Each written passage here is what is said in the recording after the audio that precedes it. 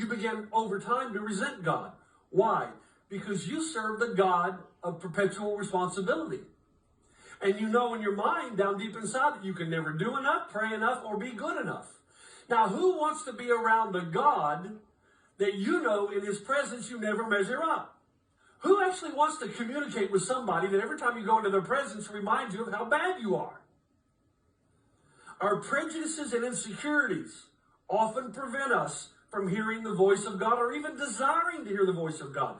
A quick illustration, we were in London when Delaney, my son, was about 13 years old, and I'd asked him to type out the address on our GPS. Now, if you know, getting around London is not easy. I don't know why. I rented a car, never do it again. You don't need a car. But we're trying to get from the airport to the hotel, and it felt like, and we were all tired, we've been on a plane all night, and we were going around in circles. And I got a little harsh with Delaney, something that I regretted. And immediately, he put on his headphones and started listening to music. And I was telling him to remove his headphones, and his mother said to me, "Don't you realize every time you're hard on him, he just disconnects?"